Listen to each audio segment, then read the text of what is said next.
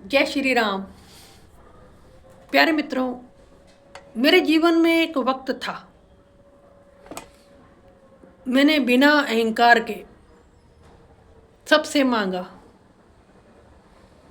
मांगा से मतलब जो इस दुनिया के लिए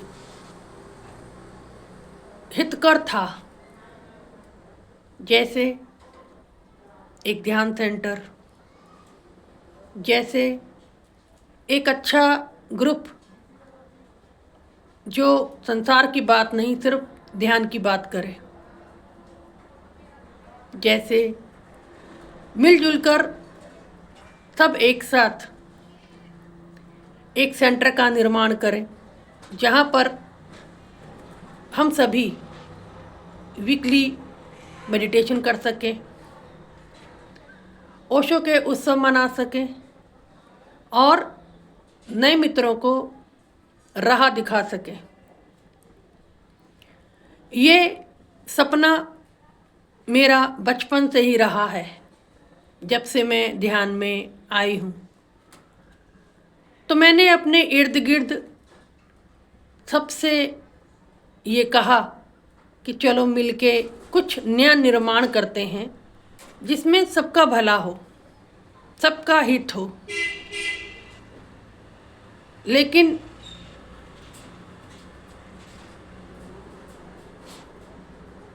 ये हित, ये सहयोग मुझे कहीं से भी नहीं मिला। मैं अकेले कहती रह गई, लेकिन किसी ने नहीं सुना।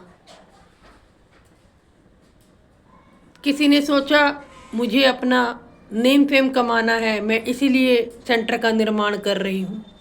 किसी ने सोचा मुझे धन चाहिए, मैं इसीलिए सेंटर का निर्माण कर रही हूँ। किसी ने मेरे भीतर की भावना को नहीं समझा कि मैं जगत कल्याण के लिए काम करना चाहती थी।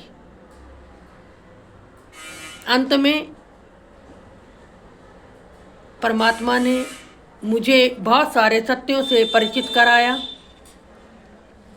सबकी सोच देखी, मंशा देखी, तेरी मेरी देखी, रोना धोना देखा, मजबूरियां सुनाई। कोई साथ चलने को तैयार नहीं हुआ। और मैं इसको भी पॉजिटिव भाव में लिया कि जो होता है किसी अच्छे के लिए होता है। हो सकता है सब साथ चलते एक सेंटर का निर्माण होता तो वहाँ पर भी संसार की ही कथा चलती। इसीलिए परमात्मा ने ये काम मुझसे अकेले करवाना था और मुझे दुनिया के सारे सत्यों से परिचित कराना था। भगवान बुद्ध अपने शिष्यों से कहते थे कि तुम ध्यान करते हो और उसके बाद बैठकर संसार की चर्चा करते हो, तेरी मेरी करते हो, तो वो जो तुमने कमाया है वो तुमने गंवा दिया। तो ये हो सकता है कि जिनके साथ मैं ये निर्माण करना चाहती थी वो भी इसी तरह से बुद्ध के शिष्य जैसे ही होते। जो तेरी मेरी में लगी रहे वो ध्यान कैसे कर सकता है, वो परमात्मा को महसूस कैसे कर सकता है। उसके लिए तो वाणी को विराम देना पड़ता है, एकांत में उस परमात्मा को महसूस करना पड़ता है। ये सबके बस की बात नहीं थी शायद। इसीलिए मैं भी उन सौभाग्यशाली लोगों में से हूँ जो एकला चले रे, एकला चले रे। और अकेले चलते चलते चलते परमात्मा ने स्वयं मुझे वो सब कुछ दे दिया जिसका मैं सपना देखा करती थी।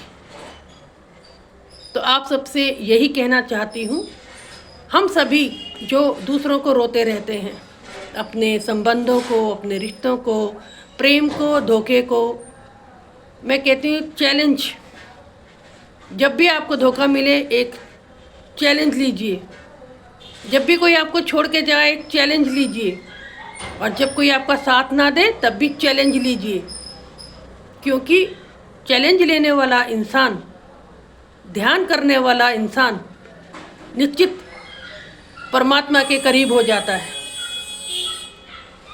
जितनी चोटें हम खाते हैं ना, उतने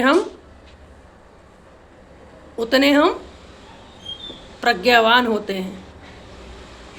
जी, मेरी प्रज्ञा बचपन में कुछ भी नहीं थी, लेकिन मैंने जितनी चोटें खाई हैं, जितना अपमान सहा है सबका, आज मेरी प्रज्ञा वहाँ पहुँच गई है कि मैं किसी के लिए बुरा भी नहीं सोच पाती। सबके लिए मंगल कामना करते हुए अपनी यात्रा को आगे बढ़ा रही हूँ। मुझे किसी से कोई शिकायत भी नहीं है। एक गीत है, जो मिल गया उसी को मुकद्दर समझ लिया, जो ना मिला मैं उसको भुलाता चला गया। मैंने ये नहीं देखा कि किन लोगों ने मेरे सपने तोड़े, मैंने ये देखा कि मेरा सपना पूरा किसने किया, मेरा साथ किसने दिया। तो वो है मेरा ध्यान, मेरी समाधि, मेरा आनंद, मेरा परमात्मा। और सही भी है, इंसानों का साथ लेकर आप गुलाम हो जाएंगे।